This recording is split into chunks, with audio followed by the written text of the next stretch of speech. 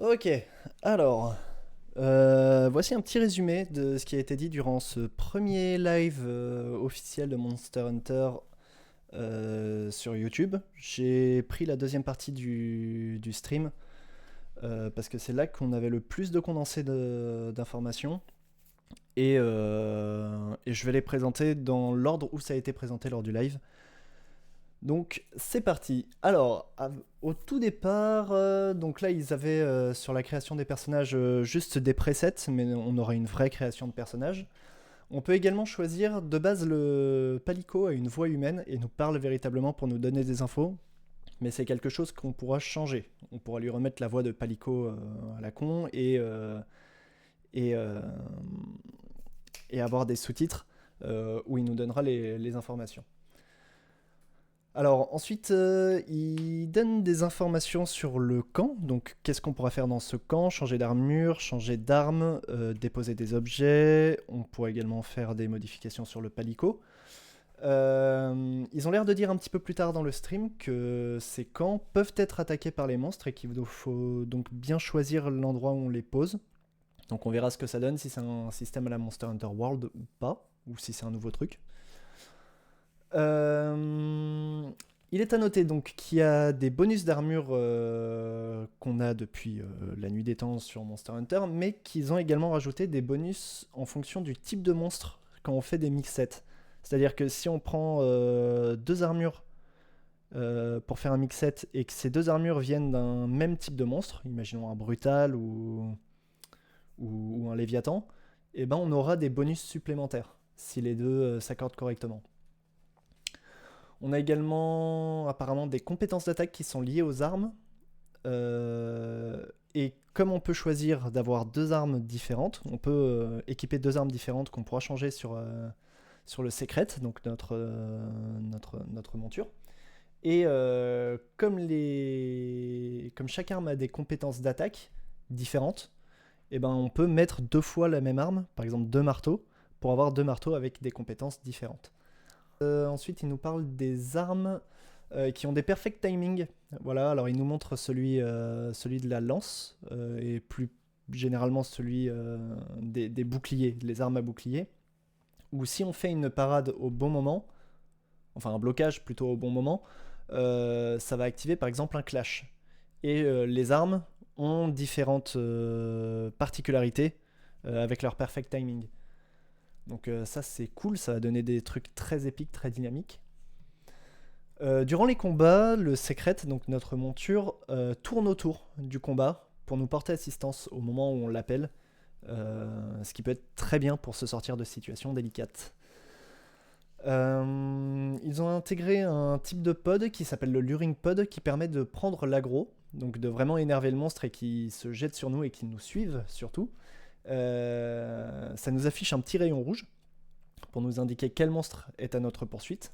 Et ça peut permettre notamment de l'attirer et de pouvoir l'amener sur une turf war comme on avait avant, par exemple.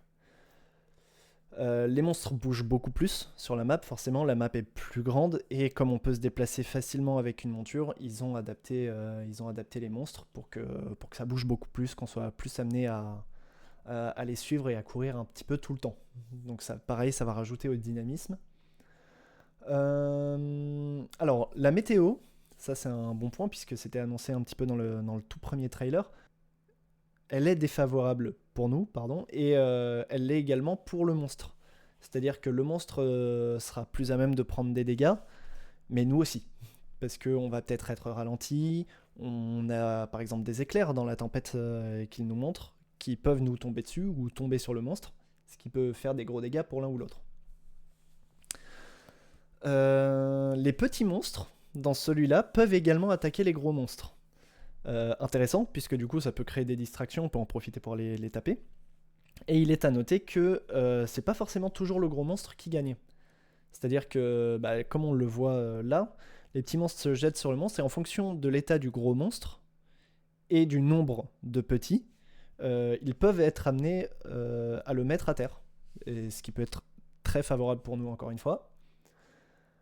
Lorsqu'on monte sur le monstre, comme vous pouvez le voir, on peut choisir, donc on peut toujours se déplacer, comme on pouvait le faire dans Monster Hunter World. On peut changer de partie du monstre pendant qu'on est dessus. Et on peut choisir de faire une grosse attaque, comme là il va faire avec la lance, ou plusieurs petites attaques. Et ça permet de changer la stratégie, puisque bah, forcément quand on est dessus, le monstre n'a pas tout à fait les mêmes movesets que d'habitude. Et du coup, rester plus longtemps sur le monstre, ça peut avoir un intérêt en fonction de notre situation. Et du coup, là-dessus, on a plus de choix. Là, dans la cinématique, on peut voir qu'on a croisé au total 4 monstres différents.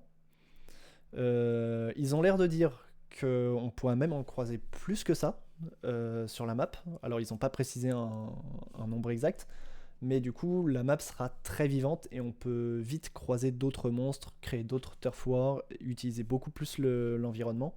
D'autant qu'on peut le voir à un moment, les combats entre les monstres peuvent se continuer même si on n'est pas avec eux. Ils le font un peu en arrière-plan, ils ont tendance à se tabasser entre eux. Ce qui peut être, encore une fois, très avantageux pour nous. Ou pas, d'ailleurs. Ils ont intégré une map en 3D, pour qu'on puisse mieux s'y retrouver avec la verticalité et les grands espaces. Apparemment, c'était pas toujours clair dans Monster Hunter World. Quand le monstre enrage, les blessures qu'on peut voir grâce au focus point peuvent se rouvrir. Et du coup, ça nous donne une autre occasion d'aller taper sur ces focus points. Mais bah forcément, le monstre est enragé, donc il tape plus fort, il est plus rapide, donc il faut faire attention. On a des PNJ qui se baladent parfois sur la map, rien à craindre, ils sont là, on va dire, pour le côté vivant. S'ils voient un monstre, ils se barrent, normalement ça n'aura pas d'impact. En solo, on peut appeler d'ailleurs des compagnons PNJ pour nous aider, plutôt que d'avoir une équipe de vrais joueurs. Ils sont, de ce qui est dit, plutôt intelligents et repèrent par exemple les pièges pour attirer les monstres dedans, ce qui va nous être très pratique, puisque par exemple les palicots ne le faisaient pas forcément de même dans les opus précédents. Les zones, pour parler des zones, les zones ont différents états, et en fonction de ces états, ça peut changer la biodiversité qu'il y a à l'intérieur.